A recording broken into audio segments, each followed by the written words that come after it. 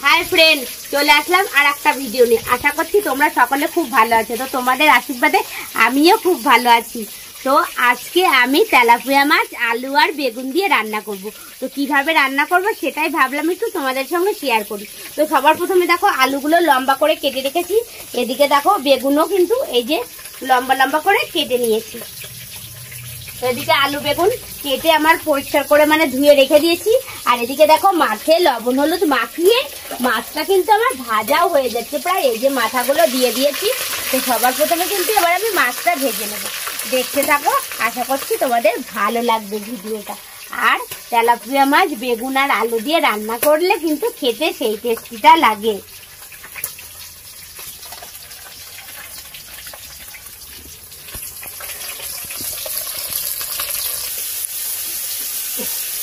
তো আমার দেখো কিছুটা মাছ ভাজা হয়ে গেছে। এই যে এবার মাছ ভাজা কমপ্লিট।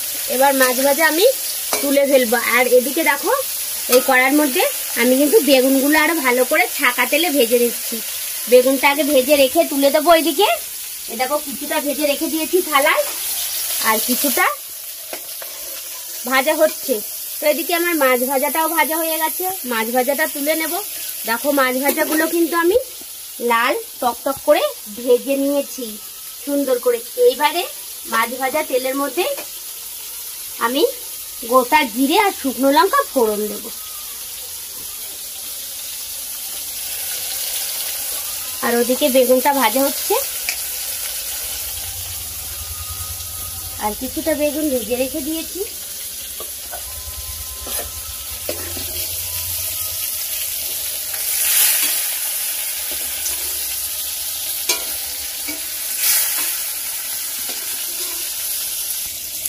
ওই মাছ ভাজা তেলের মধ্যে দেখো একটা শুকনো লঙ্কা দু খণ্ড করে নিয়েছি আর গোটা জিরে তেলের পর দিয়ে দিলাম। এইবারে আমি ফোড়নটা আমার দেওয়া হয়ে গেছে, একটা শুকনো লঙ্কা জিরেটাও ভালোভাবে ভাজা হয়ে গেছে। এইবারে আমি আলুগুলো ছেড়ে দিলাম।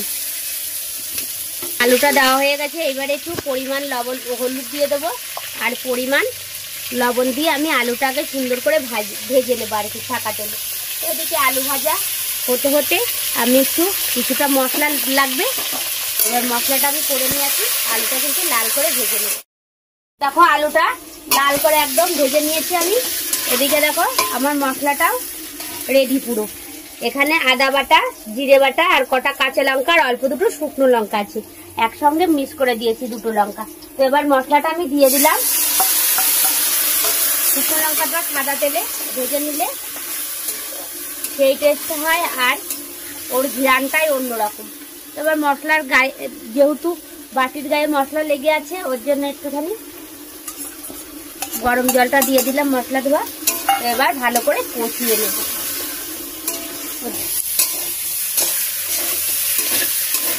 তো দেখো কষানো হয়ে গেছে। এইবারে ভেজে রাখা বেগুনটা দিয়ে এই যে ভেজে রাখা বেগুনটা দিয়ে একটু নাড়াচাড়া করে জল ঢেলে দেবো। ভেজে রাখা বেগুনটা দিয়ে দিলাম। মশলাটা কিন্তু আমি সুন্দরভাবে কষিয়ে নিয়েছি। এই যে একটু নেড়ে দেখো ওখানে গরম জল আছে, এবার গরম জলটা আমি দিয়ে দেবো। শুধু ইয়ে করছে, হাত দিচ্ছে, তরকারি লঙ্কা ঝাঁজ বেরোচ্ছে না। তো এবার গরম জলটা দিয়ে দিলাম। গরম জলটা দিয়ে একটু নেড়ে দেবো।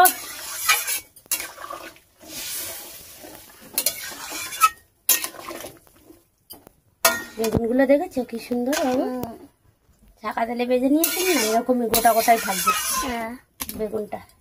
ঝুলের সময়ও দিতে পারো তুমি, মাছ আর বেগুন একসঙ্গে দিতে পারো, কেননা যেহেতু ভাজা হয়ে গেছে বেগুনটা। তা আমি একটুখানি জল ঢেলে বেগুনটা দিয়ে দিলাম। এবার একটু পরিমাণ হলুদ দিয়ে দেবো। তো এবার ভালোভাবে ফুটুক ঝোলটা।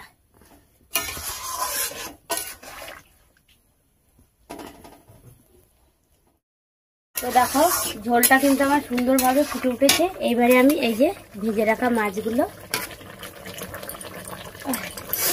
কত সুন্দর কালার হয়েছে। এবারে ভেজে রাখা মাছগুলো দিয়ে দেবো। ভেজে রাখা মাছ দিলে আরো সুন্দর কালার আসবে বাবু। এই যে তো ভেজে রাখা মাছগুলো দিয়ে নেড়ে দিলাম। আর একটু ফুটলে আমার রেসিপিটা কিন্তু পুরো তৈরি হয়ে গেছে।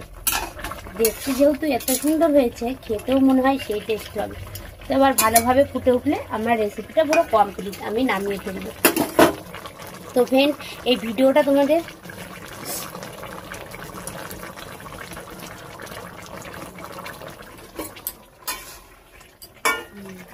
হয়েছে বাবু।